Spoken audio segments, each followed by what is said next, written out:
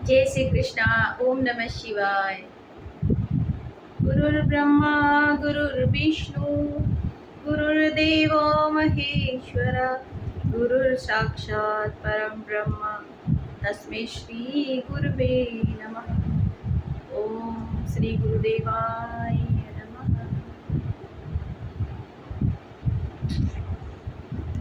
हमारा चौथा अध्याय चल रहा है ज्ञान कर्म संन्यास योग। तो इसमें हमने अब तक पढ़ा था कि कर्म, अकर्म और विकर्म क्या है उसके बारे में पढ़ा था, और भगवान ने अब विभिन्न प्रकार के यज्ञों के बारे में बताया था कि कौन कौन से यज्ञ होते हैं, है ना। तप यज्ञ होता है जो भगवान की प्राप्ति के लिए शरीर के द्वारा जो भी प्रयत्न किया जाता है उसको तप कहते हैं। और उसके बाद द्रव्य के द्वारा यज्ञ होता है। और बोला था कि तप यज्ञ होता है, स्वाध्याय होता है, ज्ञान यज्ञ जो है स्वाध्याय के द्वारा होता है, और ऐसे ही योग के द्वारा होता है, प्राणायाम ध्यान के द्वारा। तो भगवान ने कहा था कि कुछ दूसरे जो योगी जन होते हैं वो अपने प्राण वायु को अपान वायु के साथ में हवन करके उसके उसको प्राण यज्ञ कहते हैं, है ना। प्राण यज्ञ करते हैं अपने, मतलब प्राणायाम जिसको कहते हैं, प्राणायाम हम लोग कहते हैं ना, प्राणायाम कहते हैं। प्राणायाम माने क्या कि प्राण यज्ञ एक तरह का।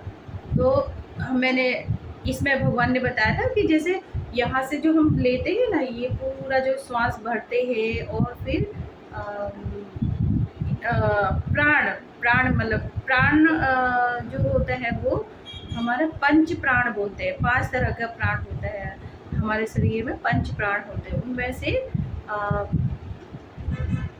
जैसे इसमें दिया गया है कि प्राण और अपान, प्राण और अपान के बारे में बताया है ना। तो अपान वायु क्या होता है, हमारा नाभि से जो निचला हिस्सा होता है पूरा, वो वहाँ अपान वायु होता है, जो हमारा मल त्याग करने में, स्त्रियों के जो रज होता है उसको पास करने, पुश करने में, और ये जो भी कार्य है यहाँ पे वो सब प्राण अपान वायु के कारण होता है। यानी नाभि से नीचे मूलाधार तक का जो भी जो जगह होती है वहाँ पे अपान वायु होती है। और या फेफड़ों तक का पूरा नाभि तक का जो हिस्सा है जहाँ पे हमारा फेफड़ों तक का हिस्सा जो पूरा हार्ट भी जिसके अंदर आ जाता है वो प्राण है। प्राणवायु जो होता है, प्राणवायु वहाँ पे काम कर रही होती है। और व्यान वायु, व्यान वायु क्या करती है, हमारे पूरे शरीर में संचरण करती है। जो नस नाड़ियाँ है ना, उसमें जो खून ले जाने का पूरा जो नस नाड़ियों में जो चलता है पूरा हमारा ब्लड संचार होता है वो व्यान वायु की वजह से होता है। और फिर उदान, उदान जो होता है, उदान की वजह से हम कंठ में होता है जो हम बात कर पाते हैं एक दूसरे के साथ। और फिर होता है समान वायु। वो समान वायु क्या होता है, हमारा पेट के अंदर जो हमारा अन्न होता है वो उसको पचने में, उसको चयापचय की जो प्रक्रिया होती है उसमें मदद करता है। तो ये प्राणायाम के द्वारा क्या होता है, हमारे ये जो 5 प्राण होते हैं वो संचालित होते हैं, शरीर शुद्ध होता है, प्लस योग में भी हमको मदद मिलता है, परमात्मा प्राप्ति के लिए भी वो हमारा मदद करता है, मन को स्थिर रखता है। तो प्राणायाम के द्वारा भी यज्ञ बताया था कैसे करके थे, प्राण में अपान वायु को मिलाकर और श्वास को बाहर और अंदर रोक कर भी योगी जन वही कार्य करते हैं परमात्मा से एक होने का। और फिर उसके बाद था कि भगवान कहते हैं कि इसमें था कि जो ज्ञानी जन होते हैं उनसे तो ज्ञान यज्ञ जो है वो कर्म यज्ञ से भी बड़ा होता है ना। कर्म ज्ञान संपूर्ण कर्म जो होते हैं वो ज्ञान द्रव्यमय यज्ञ, द्रव्यमय जो यज्ञ है वो ज्ञान द्रव्यमय यज्ञ से ज्ञानमय यज्ञ बड़ा होता है। द्रव्यमय माने जो हम आहुति देते उससे भी बड़ा है ज्ञान यज्ञ। और क्यों, क्योंकि ज्ञान के होने से सारे कर्म जो होते हैं वो खत्म हो जाते हैं, कर्म बंधन नहीं लगते हैं। तब कहते हैं कि तू उस ज्ञान को तत्वदर्शी ज्ञानियों के पास जाके, यानी गुरुओं के पास। तत्वदर्शी कौन होते हैं, जो गुरु होते हैं ना। तो जिनको आत्मा और परमात्मा का जिनको ज्ञान है, जो परमात्मा में स्थित है, वही गुरु होते हैं और वो उनसे ही जाके इस तत्व के बारे में तुम भली भांति उपदेश ले कह रहे हैं। फिर इसके बाद अगला आता है, यज्ञात्वा न पुनर्मोहमेवं यास्यसि पांडवः येन भूतान्यशेषेण द्रक्ष्यस्यात्मन् यथो मयि। जिसको जानकर फिर तू इस प्रकार मोह को नहीं प्राप्त होगा। जो मोह तेरे को हो रहा है तो उस मोह को तो प्राप्त नहीं हो रहा है। जो ज्ञान किसके पास, तत्वदर्शी, जो परमात्मा में स्थित जो तत्वदर्शी महात्मा है, उनके पास जाकर तू इस ज्ञान को सीख और उसके बाद फिर तू इस मोह को प्राप्त नहीं होगा। जिस ज्ञान के द्वारा तू संपूर्ण भूतों को निशेष भाव से पहले अपने में और पीछे मुझ सच्चिदानंद घन परमात्मा में देखेगा। जिस ज्ञान के द्वारा तू संपूर्ण भूतों को, भूत माने क्या, भूत माने पंच महाभूत, पंच महाभूत से बने हैं ना। हमारा पूरा जो शरीर है वो किससे बना हुआ है, पंच महाभूत से बना है। और पंच महाभूत से ही यह पूरी सृष्टि ब्रह्मांड का भी रचना हुई है। कहीं भी कुछ ऐसा नहीं है जो पांचों से मिलकर ना बना हो। तो उसमें क्या होता है, पृथ्वी, जल, अग्नि, वायु और आकाश, ये पांच पंच महाभूत है जिनसे सब बने हुए हैं। हमारा शरीर जो है कि प्राणी, यहाँ तक कि एक छोटा से छोटा कण भी जो है ना, इन पांच भूतों से मिल गई, पंच महाभूत से मिलकर बना हुआ है। पूरा ब्रह्मांड जो है इन पांच महाभूतों के अलावा और कुछ भी नहीं है। जिस ज्ञान के द्वारा तू संपूर्ण भूतों को निशेष भाव से पहले अपने में देखो, मैं पंच महाभूत मेरे अंदर कार्य कर रहे हैं ना। पृथ्वी तत्व से शरीर बना, फिर जल तत्व से ये पूरा जो हमारा शरीर है, ये इसमें खून है, ये सब पर है ना। तो कहते हैं कि लगभग 70% जो है जल से ही बना है हमारा शरीर। फिर उसके बाद आता है हमारे शरीर में जल है 70%। और फिर उसके बाद हमारा आता है वायु। 5 प्रकार के प्राण बताए थे, सब वायु से ही है संबंध है। फिर उसके बाद आकाश तत्व आता है और अग्नि तत्व आता है, जिससे हमारा खाना पचना, ये सब कुछ क्रिया जो है, पचने की क्रिया हमारे पेट के अंदर चलती है। हम अन्न तो डाल लेते हैं, लेकिन कहाँ पच रहा, कैसे पच रहा, कितना आश्चर्य है। अगर हम कभी बैठ के देखते हैं तो बड़ा आश्चर्य होता है कि कैसे हम यहाँ तक हमारा चलता है, इससे आगे क्या हो रहा है हमें कुछ पता नहीं। कैसे खून बन रहा है, कैसे वो नस नाड़ियों में दौड़ रहा है, वो सारा काम अपने आप सिस्टम से चल रहा है। तो कौन कर रहा है ये सब, है ना, कौन कर रहा है, सबके भीतर। ऐसा नहीं फूल से लेकर, देखो रात को कली होती, सुबह फूल खिल जाता है, कौन उसको खिला रहा है। तो ये आश्चर्य वाली बात है। फिर पहले तो संपूर्ण भूतों को निशेष भाव से पहले अपने में देखेगा और पीछे मुझ सच्चिदानंद परमात्मा में देखेगा। तो मुझ में भी देखेगा। इन सब क्यों देखेगा, क्योंकि 5 जो पंच महाभूतों के ऊपर जो चेतना शक्ति उसके अंदर निवास कर रही है, वो पंच महाभूतों को भी जला रही है, वही शक्ति। तो उसको जानेगा ना, परमात्मा तत्व, परमात्मा से ही छठा तत्व जो परमात्मा है वो ही उसको जानना है। जो 5 तत्व, तो 5 जो पंच महाभूत है, ये तो पता चला हमें।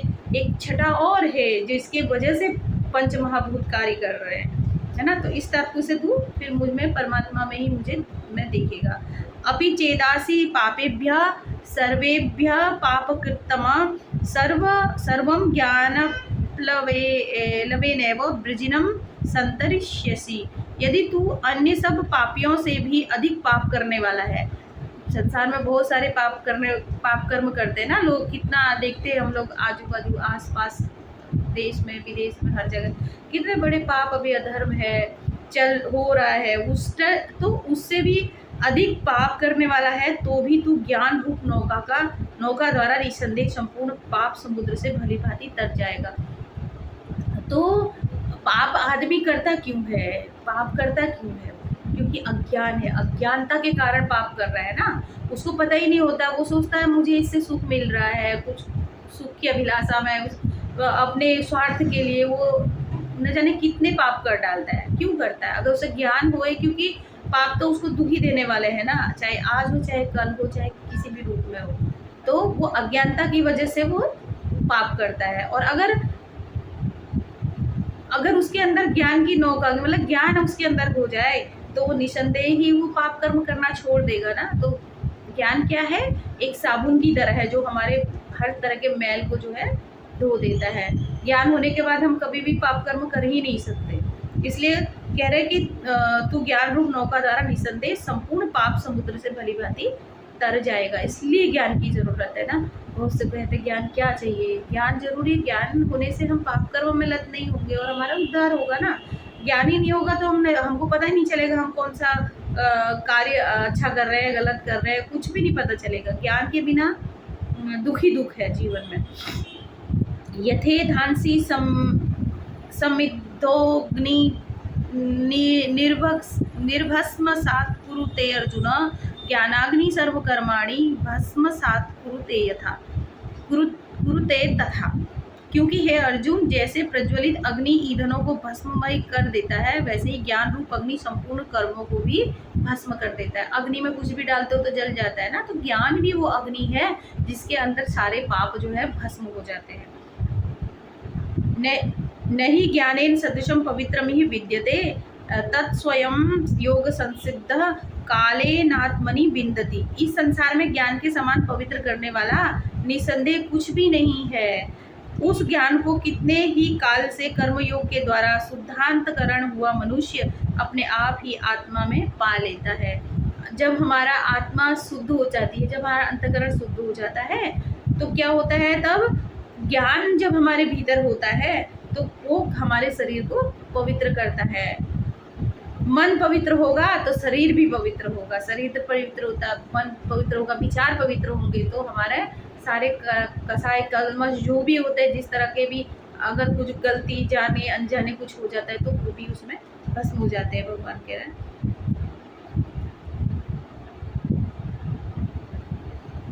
और क्या कह रहे हैं, शुद्धांतकरण हुआ मनुष्य अपने आप ही आत्मा में ज्ञान को पा लेता है। अंतकरण का शुद्ध होना बहुत जरूरी है। ज्ञान हमारे भीतर ही है, कहीं और नहीं है। हम तो अनंत काल से जन्म लेते आ रहे हैं, जाने कितना सीखा है हमने, लेकिन माया के प्रभाव में जैसे ही धरती पर आते हैं तो अपने स्वरूप को भूल जाते हैं। लेकिन जब हमारा अंतकरण शुद्ध होता है तो हमें पता चलता है कि हमारा जीवन कितना अमूल्य है। हम ये सब करने नहीं आए हैं, अपनी आत्मा में ही हम पूरा ज्ञान पा लेते हैं। श्रद्धावान लभते ज्ञानम तत्परम संयतेन्द्रियः, ज्ञानम लब्ध्वा पराम शांति मचिरेनाधिगच्छति। जितेंद्रिय साधन पारायण और श्रद्धावान मनुष्य ज्ञान को प्राप्त होता है। तो ज्ञान प्राप्त करने की क्या कंडीशन है, जितेंद्रिय। जितेंद्रिय माने जिसने अपने इंद्रियों को जीत लिया हो।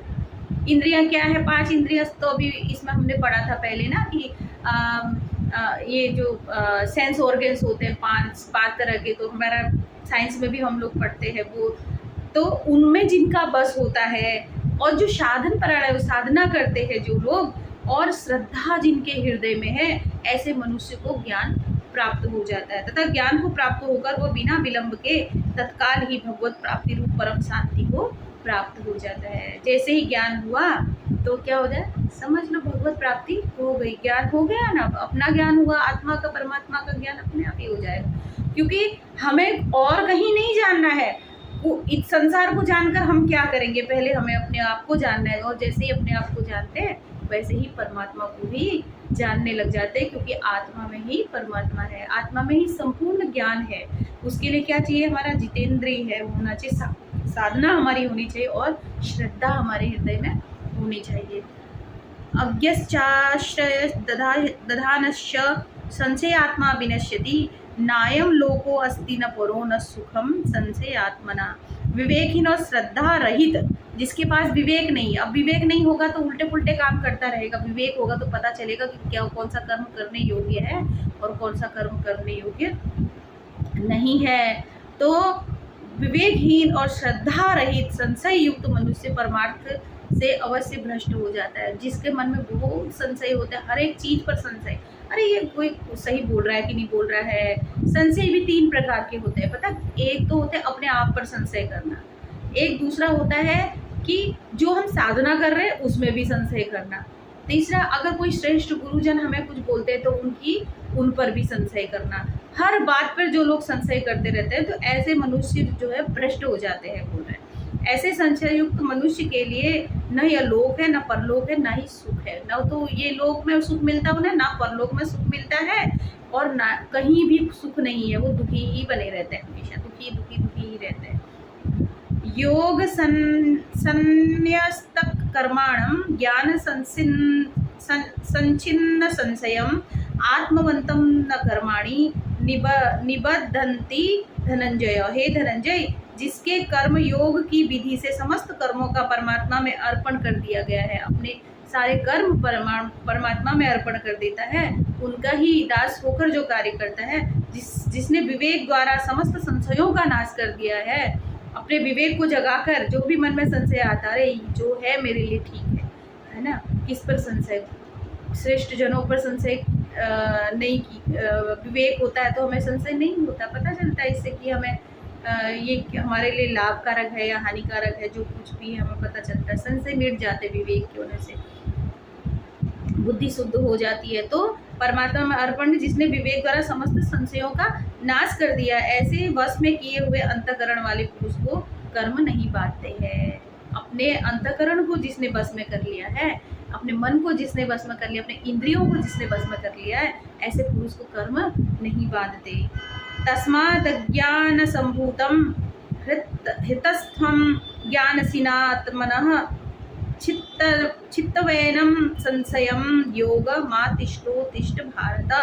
इसलिए हे भरतवंशी अर्जुन, तू हृदय में स्थित इस अज्ञात जनित अपने संशय का विवेक ज्ञान रूप तलवार द्वारा छेदन करके समत्व रूप कर्म योग में स्थित हो जा और युद्ध के लिए खड़ा हो जा, क्योंकि तेरा युद्ध अभी तेरा कर्तव्य है युद्ध करना, क्योंकि बहुत ज़्यादा अधर्म बढ़ गया। जब बहुत अधर्म बढ़ जाता है, जब स्त्रियां सुरक्षित नहीं रहती, उनका अपमान होता है, और जब बड़े अच्छे लोगों को परेशानी करते हैं, जब बुराई का प्रभाव ज़्यादा हो जाता है, तब ऐसे समय में धर्म की स्थापना करना सबका कर्तव्य बन जाता है। धर्म की रक्षा के लिए युद्ध करना सबका कर्तव्य बनता है। तो कह रहे कि तू हृदय से स्थित अज्ञान जनित अपने संशय का, संशय है ना अर्जुन के मन में, क्या संशय है कि अगर मैं इनको मारूंगा तो मुझे पाप तो नहीं लगेगा, अगर मैं ऐसा करूंगा तो मुझे ऐसा तो नहीं होगा। तो ये तो क्या है, ये संशय है, ये जो है सही बोल रहे कि नहीं बोल रहे, है ना, कहीं मुझे फंसा तो नहीं देंगे, ये सारे संशय है। तो ये हमें क्या करते हैं, हमारे विवेक को हर लेते हैं ये सारे संशय। तो तब भगवान कहते हैं कि तू इस अज्ञान जनित अपने संशय को विवेक की जो ज्ञान है, विवेक ज्ञान से, विवेक क्या कब आता है, जब ज्ञान आता है जीवन में, तभी विवेक भी आएगा ना। विवेक ज्ञान की रूपी तलवार से उसको छेदन करके अब समत्व योग में, समता में आ जा। अच्छा बुरा, पाप अपाप, कर्म अकर्म, क्या बोलते, लाभ हानि, जय पराजय, इन सब से ऊपर उठकर तू कर्म योग में स्थित हो जा, अपनी बुद्धि को स्थिर कर, है ना, विवेक को जगा अपने, तो उठ और जाके युद्ध कर। तो आज ये ज्ञान कर्म संन्यास योग नामक चौथा अध्याय यहीं पर ही समाप्त होके भगवान को समर्पित होता है। आज इतना ही। अब कल से हम 5वां अध्याय शुरू करेंगे, तो यहीं पर ही हम इसको भगवान को अर्पण करते हुए प्रार्थना करेंगे।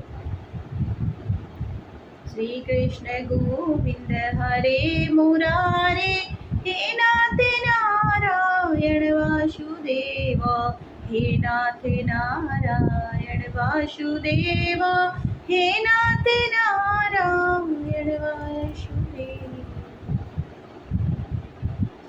जय श्री कृष्ण।